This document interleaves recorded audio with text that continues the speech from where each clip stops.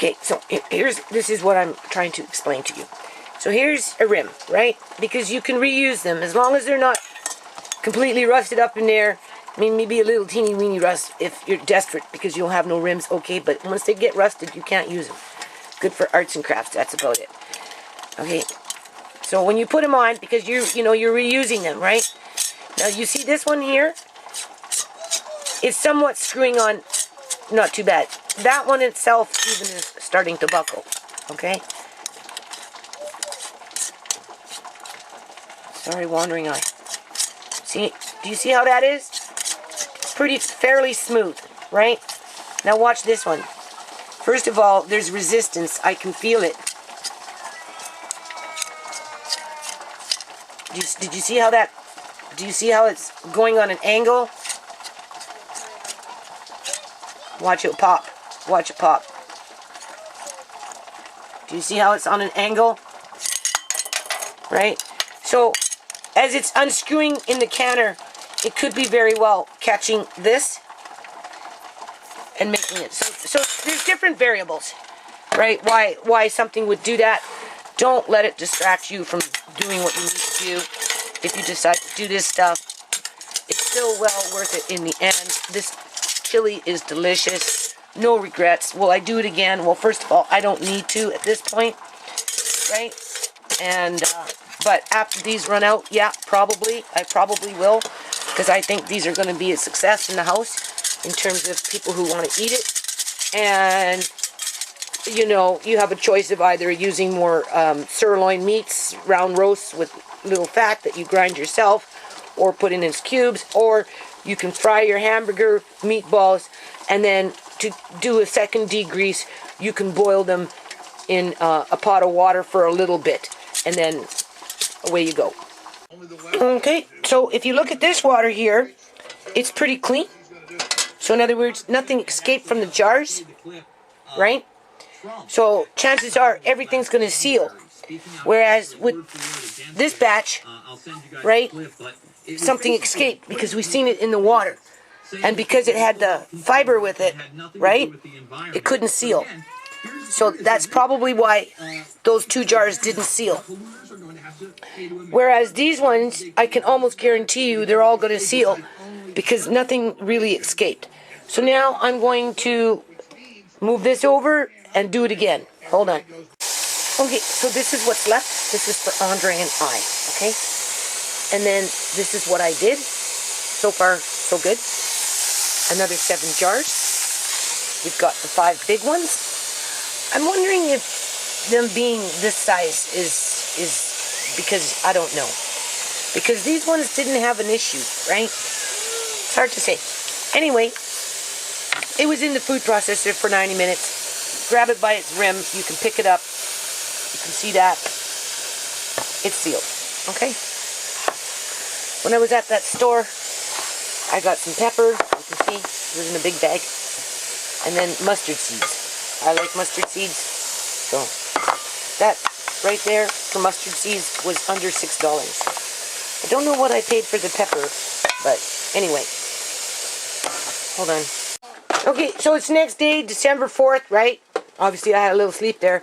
So what's happening here is that hamburger, despite doing what I did, was still very greasy. You can see the grease. So needless to say, 2 jars didn't seal. So I took the food, I put it back into the pot, right? Heating it up slowly because I don't want it to burn on the bottom. And then once this is completely hotted. Once it's completely hot, right? You know, it's already getting to that point. Fill up my jars, okay? Gonna process them. Technically, you see, these ones are 75 minutes, and these ones are 90 minutes. So, honestly, to keep it easy on myself, I should take those 2 out and just make 7 jars of 75 minutes with this.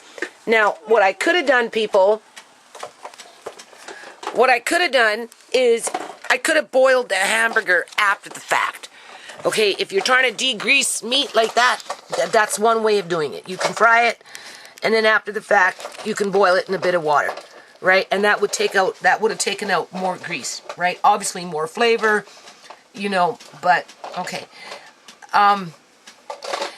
Or I could have bought sirloin beef, you know, round, whatever, grinded it up myself, or had it in little chunks, and I could have done it that way, and it would have been much more lean, because I don't know where all the grease came from other than from the hamburger. So it disrupted the seal, right? Because it was coming out. And so anyway, these jars here, you can see I'm holding the jar with the seal. So that one's okay, right? I got these 5 jars. Don't touch Lemmy. I got these 5 jars. I'm going to do seven this size, right? And that's it. And then put them in Auntie ShaMay's room, because Auntie ShaMay's room is very cold, right? It's very cold. It's a good storage room, okay? And then this way it solidifies the grease, so it's not going to be so apt to keep wanting to crawl, okay? No. That's how you deal with that problem.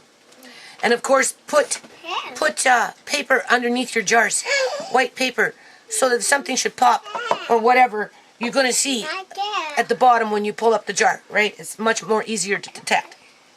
Okay? And these ones here, I'm not putting in, well, I never had intentions to put them into long-term storage anyway. This was made more for convenient to kind of eat up within the next, I don't know how long it will take, but we'll just say 2 to 3, 4, 5 months, okay? Spread it out. Will I do it again? Probably not. Not unless I use more of a sirloin that's not so greasy. Yeah, Nana will give that to you, okay? Go get me your bowl. Go get me your bowl, okay? And, but there's no great need for it at this point. Now I've decided, because I've got this ham, right? The only thing is I don't have a lot of freezer space. So before I go too far into it, I'm going to look into my son's freezer and see how much freezer he has space. And I'm going to probably make some TV dinners with the ham and maybe macaroni with cheese. And bake it. But I won't bake the macaroni. I'll just make the macaroni, make the cheese, shred the cheese on top. I may or may not bake the ham. I don't know yet. With some squash. And then put it in with these trays. I'm going to use the trays that the hamburger came in, because you can see, right? That will hold a fair amount of hamburger and your meat and your squash, and then you just cover it up, right? And you're good to go. And they're square, a rectangle, you can stack and pack them. So if I can get Aleme, Aleme, stop. If I can get, come here. If I can get, you know, and I got frozen peas, so I'll maybe cook those up. And that, if I take the frozen peas out, and I don't know. Anyway, that's what I'm thinking to do with the ham. Otherwise, it's going to have to be just go in the freezer, because I don't want to can it. I've decided this would be more enjoyable, right? Because I want more accessible meals on the fly. And the last time I did those TV dinners, oh, they were so good. So good. Everybody ate them. So that's what I'm going to do probably with the ham after this. I got 3 of them. I'll show you. So this is what this video is about. Okay, where's your bowl? I got this. Go get me your bowl. Go find me your bowl. Go get it. Oh, you don't know where it is? So, just wanted to point that out. And again, because it was beef, you're good. Oh, and this is so good. I had a bowl of it last night. Now I know why Andre's gooning for chili and doesn't want me to can it all, because it's so good. Like, so good. It's delicious. So, no regrets. I'm glad I did it, but you gotta find a way to degrease it a little better. So if you're gonna use hamburger, you know, I would recommend doing the meatballs, and then after the fact, then you can, what do you call it? Boil them. And that will help to boil out some of that grease. And that will alleviate that problem. Okay? And if you find that you've got that problem, then just make a little extra effort to maybe eat those jars first. Here, Nana found you one. There you go. We'll trade. I take that bowl, you take that bowl. Go see Andre. Okay. See, I don't use these things. I'm just kicking around on my counter. But for ADMENDMENT, she's got teeth, so this is good for her. Right. And then, I got my Tattler lids today. No, I've never used them. Right? I got them more because of what's going on with the economy and the so-called politicians that seriously got some mental health issues of their own. Okay? And speaking of politicians, I'm doing some copy and paste. You know my style, right? And I'm probably going to do another video on that like very soon in regards to my opinion under the freedom of information, right? In terms of, it's up for debate. And, I'm a proceeding of the party when it comes to the recording. And it's for educational purposes.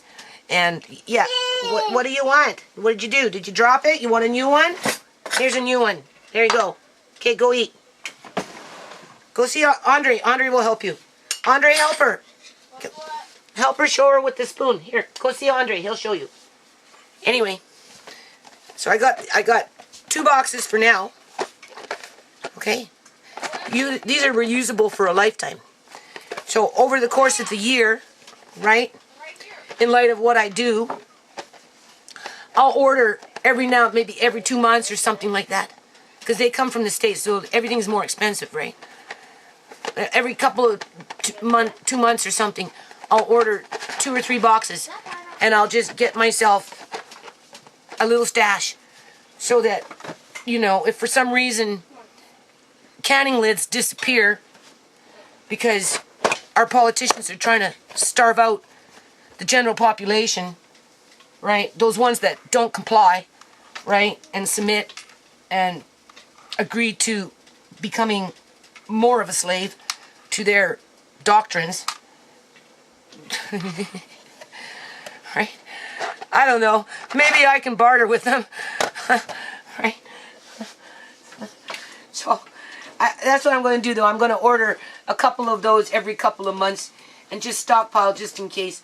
And if it not, and if things work out and everything turns out to be okay, which I would like to see, but I don't see that happening anytime soon. And that's why I'm going to do the video with that situation at hand. Right? Call a spade for a spade, right? Don't be afraid to speak out. Don't be afraid to stand up. Right? I didn't vote people for a reason. I don't vote for a 2-tiered society where one class, well, it's not even a class, where one entity preys upon another for its existence. Okay? And it does it completely in the dark and through deceit. I'm not voting for that. I didn't vote for that. Okay? So, I'm going to come back in a little bit. Hold on. Okay, and another thing too, beans, right? When they cook, they soften up and they, I don't know how to say it.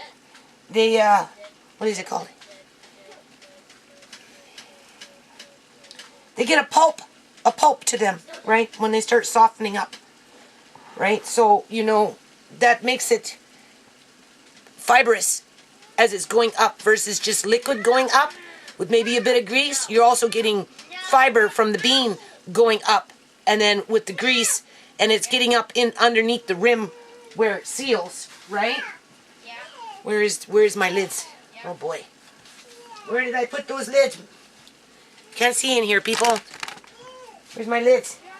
ADMENDMENT, did you run off with Nana's lids?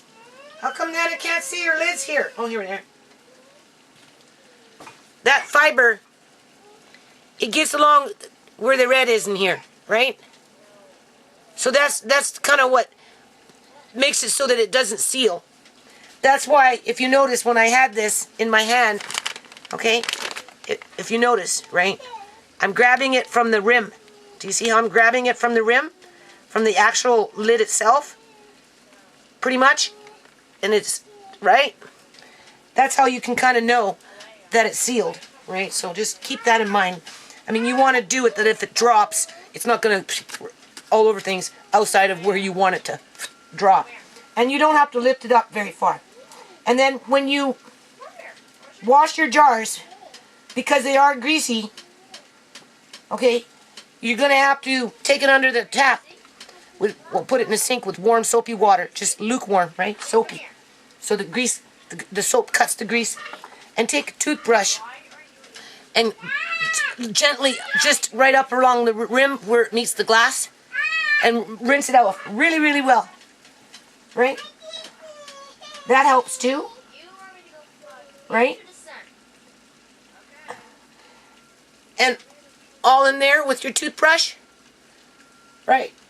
Because you'll go back however long later, and if you didn't do that, if you left food particles behind, right, you might, what do you call it,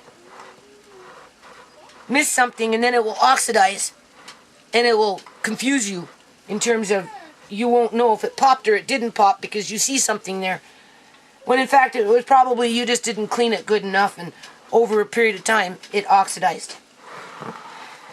And when you clean your lids like this, your rims on your jars, your rims, right, the top part of the jar, try and feel for nicks, right, because sometimes even though you do it before you start using jars, right, you can feel it. Like I feel one, very small little one right here, very, very, very tiny.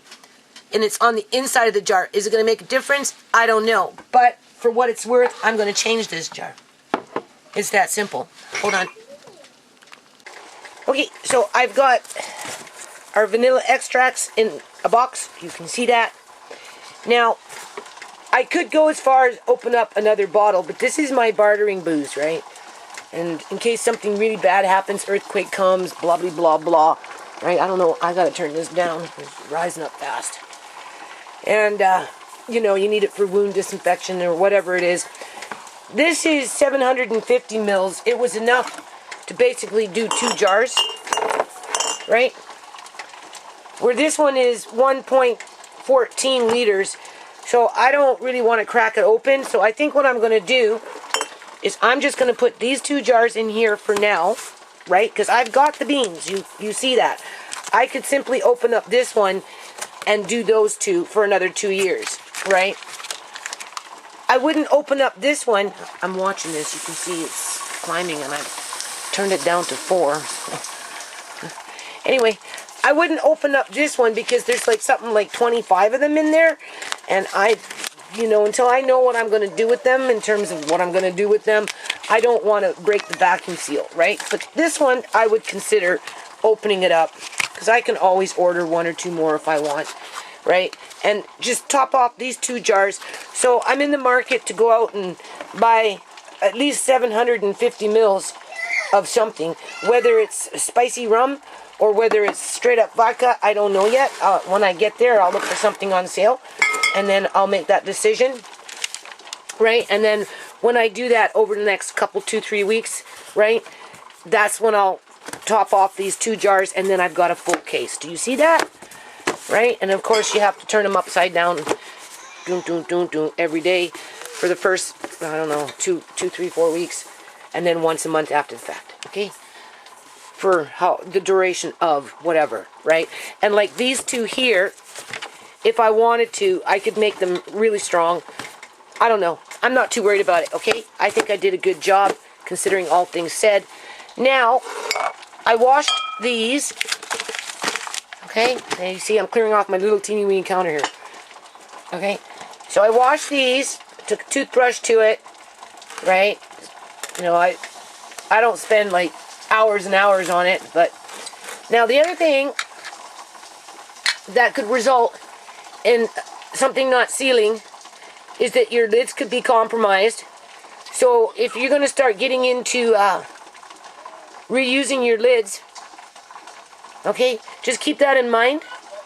And if it's a reusable lid, you've already used it once, make sure you've got something to indicate that so you know, right?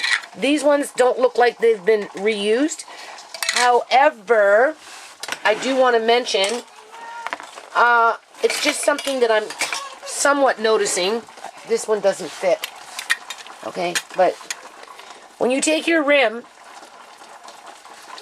right, and you go to screw it on finger tight, sometimes these rims are warped. They warp, right? So you struggle to get them on, and you know, and they're buckling, right? Okay. I have a couple in there that are like that, right?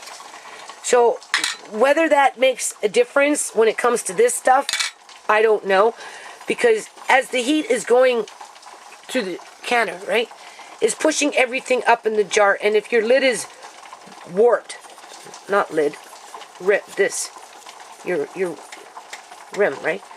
If it's buckling when you're trying to screw it on because it's somewhat out of shape, you know, as it's going through the process of canning and it's jiggling around, you know, that in itself could be another reason why you're not getting a seal.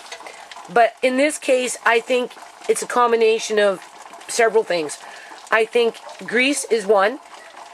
I told you what to do. If that's an issue, if you really want to use hamburger, just go the extra little mile and boil your hamburger meatballs after the fact of frying them, and that will alleviate some more grease.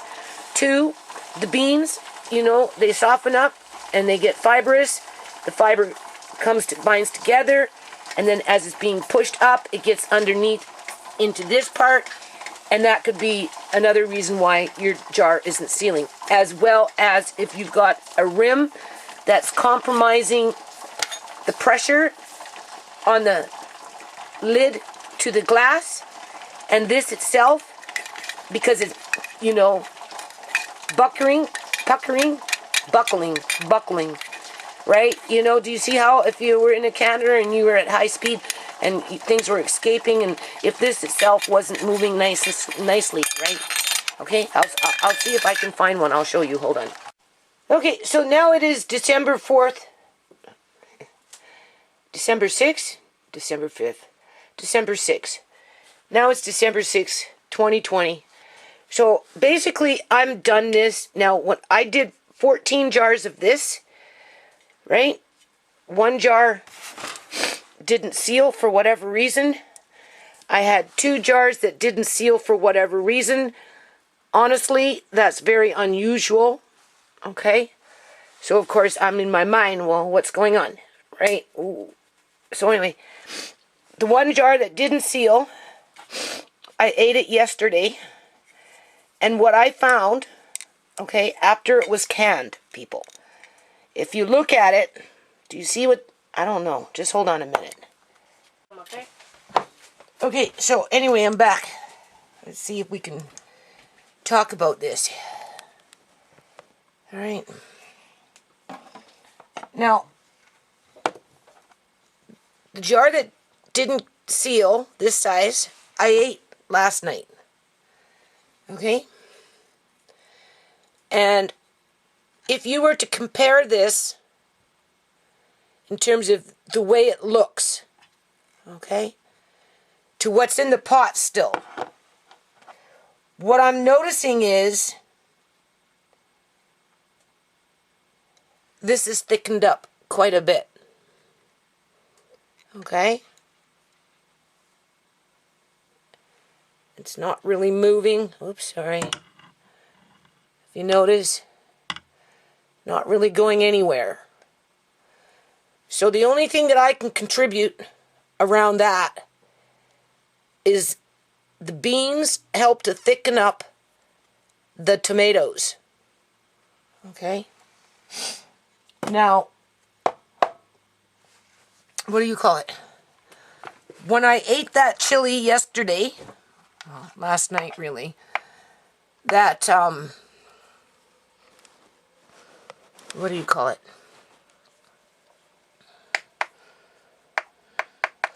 That had been in the pressure canner, but for whatever reason, the lid popped, right? When I was eating it, what I found was that the hamburger itself had changed in consistency, okay, to what it would be like if you were to buy canned chili from a grocery store. Okay, there's a slight change in the structure of the meat, as well as somewhat, I don't know, I guess you could say flavor, right? Because I noticed it when I ate it last night, and when I don't know, about a month ago, I bought some canned chili from the corner store. I think it was called Sags or something like that. And when I was eating it, you know, you come across these little meatballs, and it was very similar to what it was like in that particular chili.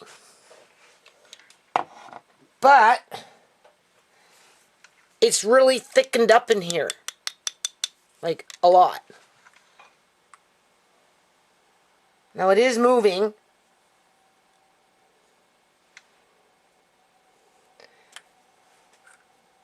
So anyway, I did 75 minutes with 1 pint size jars, basically.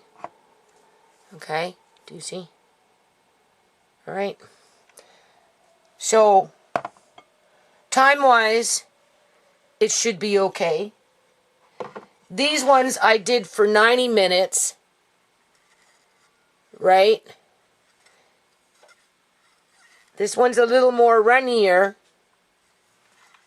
Now, mind you, after I canned these ones, I took some of those beans, the extra beans, and I put them in with the rest of this, and look what it did. It thickened it up.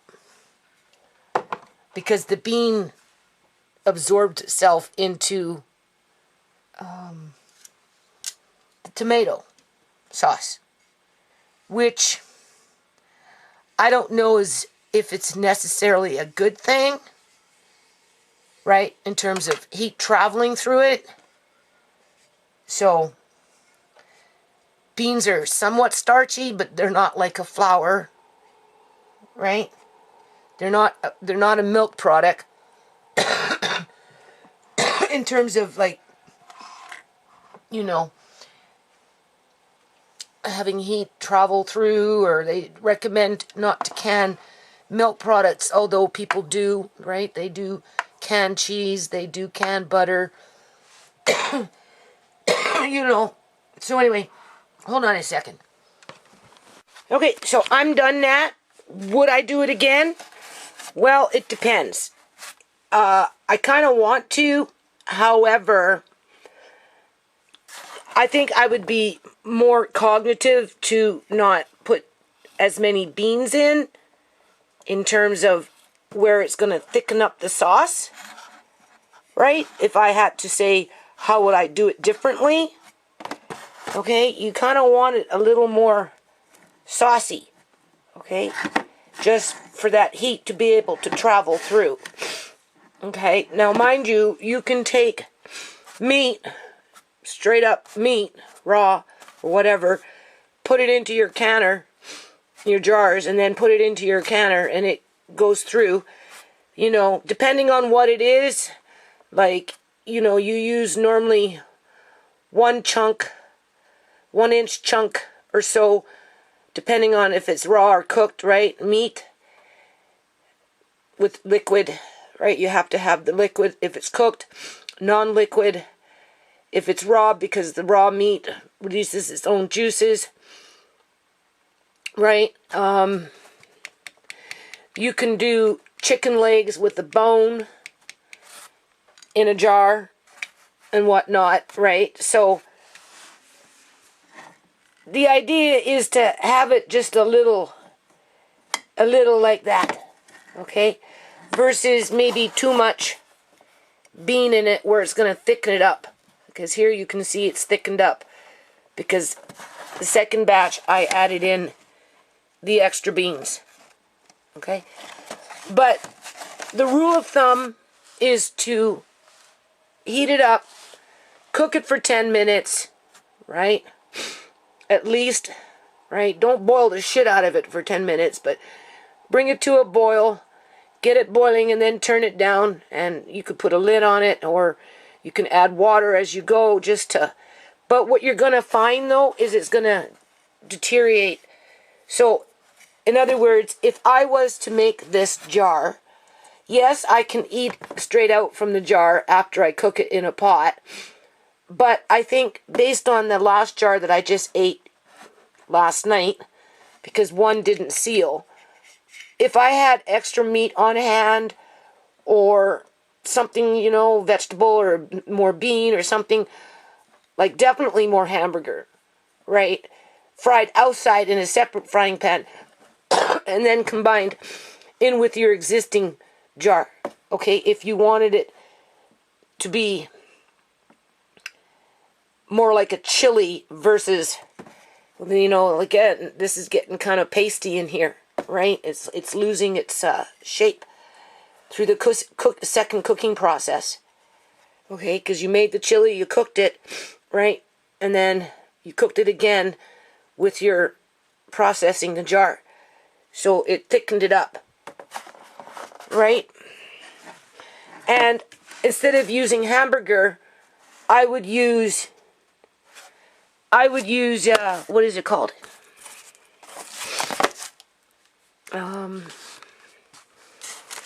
Round steak, sirloin steak, something like that, cut into little chunks, versus actually using hamburger.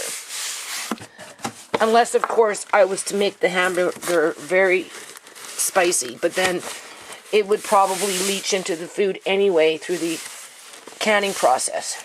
Okay? But as it is right now, I don't need to do anything for a while. These are good, right? I still have a bit in the fridge, so we'll eat that in the next day or so, right?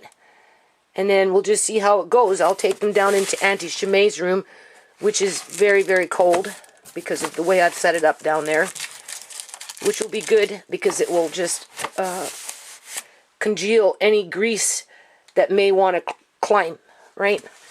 And of course, put paper at the bottom of your box so that if for some reason something does pop while it's in storage, chances are you're going to get a rim down there, right? And it will be easier to see. But then that's like with anything that you do when it comes to canning, right? Outside of that, it's pretty good. But after the second canning stage, I would prefer to have just a little extra hamburger cooked up on the side and then add it in, right? I just would. And then maybe you could even, when you're cooking up the hamburger, you could cook up an extra pepper or something in with it and then add it into this, right? And then it will just be perfect, right? And then don't forget, over a period of time, these are raspberries that were canned in 2018. You can see that. They're not as red as they were when they went in the jar, but what I'm trying to show you here is just keep in mind that over a period of time, things do oxidize and will change color, right? Like those seeds and those tomatoes. Those tomatoes I bought at a store. I remember canning them in May. I didn't have no tomatoes in my garden in May, okay? Maybe in June, maybe in August, but none growing in my yard in May, okay? The plants are just going into the ground. So, you know, because I canned a lot of them whole, I didn't cut them open, and because I didn't cut them open, I didn't see what their seeds looked like, but obviously, right, what we were looking at when I was with that one particular pot was the, you know, immature seeds, the green seeds, that over a period of, 6 years, oxidized, okay, in a jar, and that's what this is doing here, but you open this up, and this tastes very, very good. Okay, just like those tomatoes were okay. All right?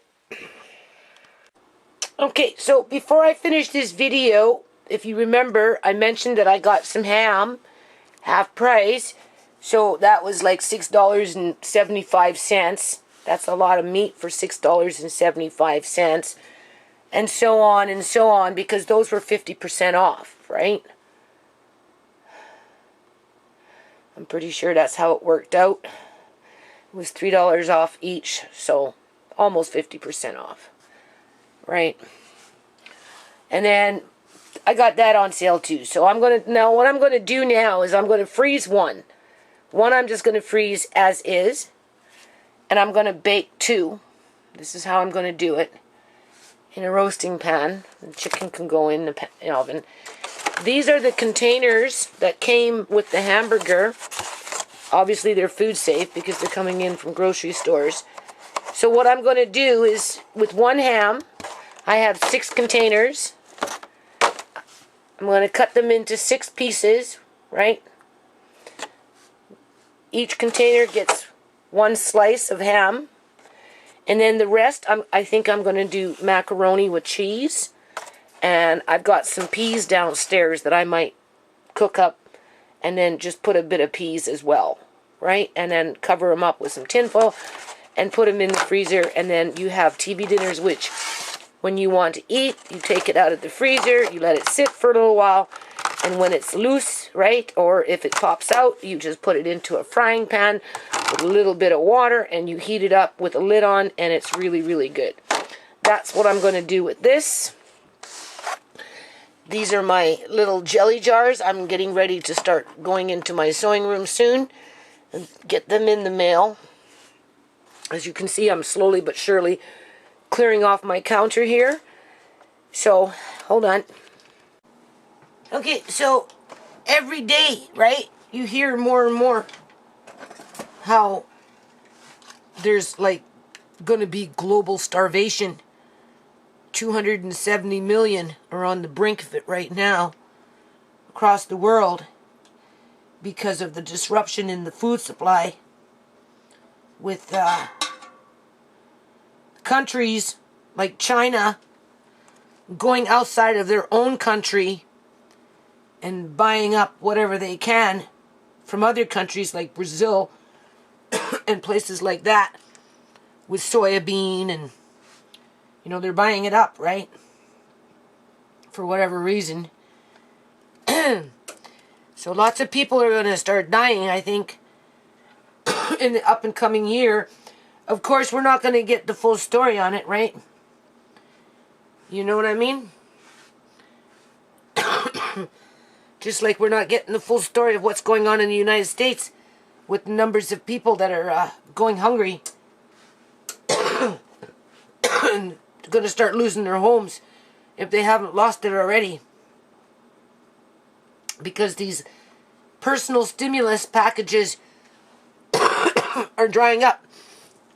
And just because the government said they were going to do something, a lot of people didn't get it. For whatever reason.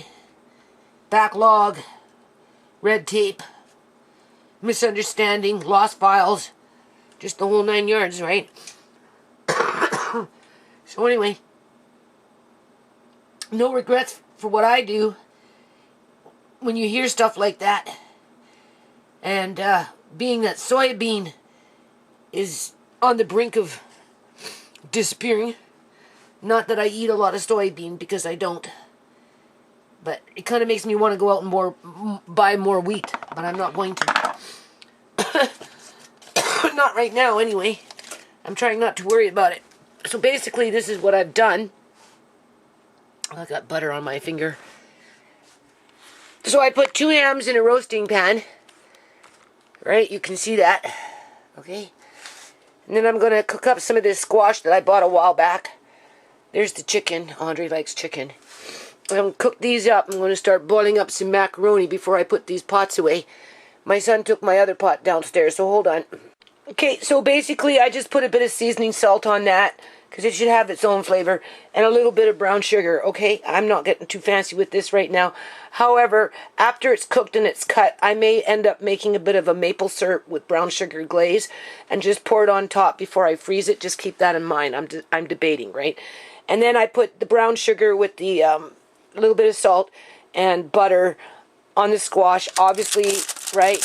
Do that. So it's a little bit of water in there just so that it heats up, cooks right through. It freezes fine with these things, right? It's good for amari. I like them. And then, of course, just a little bit of water there, right?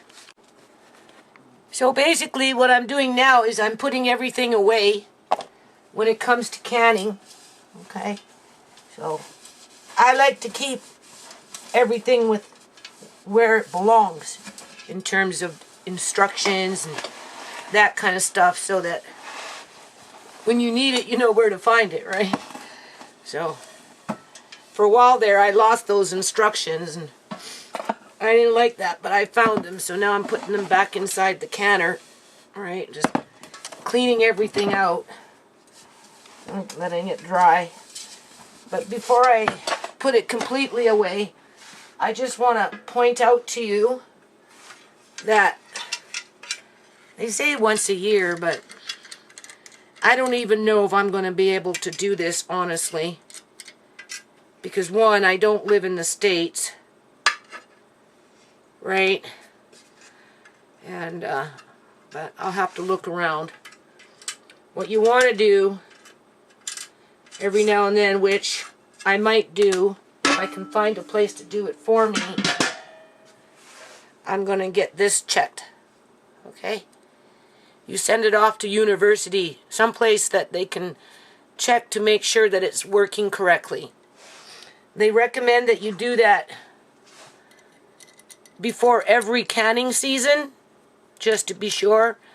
But I don't think everybody does that every canning season, right? But I am going to shop around and see if I can find a place to send this off and have that done. Just for, because I've had this canner now, what, 1 year, 2 years, 2 years, right? And I bought it used. It's been a pretty faithful canner, though. Come on, let's be realistic, right? It's been really, really good. In the old days with the grannies, they couldn't do stuff like that, right? Send it off and check this and check that. They worked with what they had. And they canned everything, people. Everything. I have old canning books that have recipes in them that if you were to look online and see if you can can them, same type of recipe, right? The Food Administration in the United States will say, oh, no, not recommended because it hasn't been tested, you know, in terms of their testing. And it's not that, well, they use the reason they don't test all these recipes because they don't have the money. But whatever. People have been canning crap forever. And, you know, the thing about that is you just double check on things, right? Double check on things in terms of cross-referencing. Like, would I can butter? Well, I don't know if I'd can butter. I mean, probably would be a good idea considering the sign of the times. But there are people out there that do can butter, and the Food Administration of the United States would say, no, don't do that. So it's all within reason, right? I showed you those tomatoes. My son came up. I offered him some chili. The pot was sitting over there. He got all, oh, how long has that pot been sitting there for? I said, well, I don't know.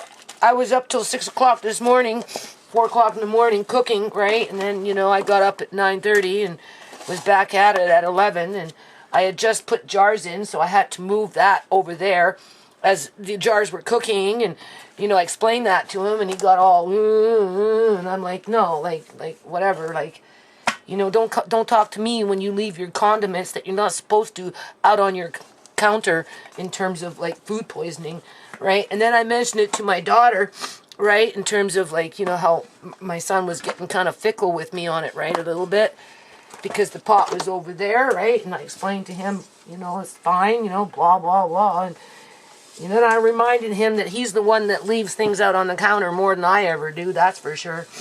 And my daughter, Tisha, she says, yeah, Mom, I know. He should know better. You're so anal about everything. You know, if anyone's going to be a fickler about anything, it will be you. So anyway, just to be on the safe side, I'm going to see over the winter if I can find some place to get that checked, right? Because 3 jars not sealing. I don't know. Kind of makes me a little suspicious. I don't think it was that.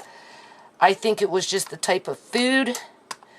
Or maybe there was a couple of lids in there that I recycled, and that's why they recommend not to use recycled lids. But, or, I don't know. I don't know what it was. So, but, again, no matter what you do, you should heat up your food anyway. If it's anything to do with vegetables and meat. Always heat it up before you eat it. No matter how you think it would be okay. It's just as a safety measure. And with 270 million people going to starve to death over the next year, and that's what's projected. That's not who hasn't already. Right? I don't think people can afford to be throwing out too much. Right? If they don't have to. So, that's what I do. I just put everything in the pot. And then this way, when I need it, I have my directions in there. This, I'm going to wash, right? And then you just give it just a tad little bit of oil. Just a tad bit, not too much. Right? Because, you know, I was canning meat and stuff. So, I'm just washing everything before I put it away. This is going downstairs. I still have my other canner that doesn't have the readable gauge. So whether I use this again or not, it depends. Depends if I can find somebody to check that gauge. I'm really not wanting to go off and have to buy another pressure canner. Right? So anyway, just pointing that out. Okay, so that's that macaroni I got on sale for whatever reason. So I'm going to cook up this whole thing. Should be enough for those trays. I'm going to use probably half of this cheese whiz, you can see, right? That came in from food storage, people. And this is old food storage back in the day when you used to be able to buy cheese in bulk in the grocery stores, which you can't anymore. But anyway, between that and that, I'm going to put it in there. I'm debating whether, and I could probably still do it, shred up a bit of cheese and just mix it in, and it makes it really, really cheesy, right? And then I have to go downstairs, start tearing down the chili in the canning pot and that kind of stuff, and maybe go get those peas. But mind you, I've got squash, so I'll probably do just squash, macaroni, and ham, right? And then, you know, I like it like that. Those are really nice and handy. I really do enjoy making those. Okay, so I'm ending this video anyway. As you can see, right, I like them like this, people. They're easy to warm up.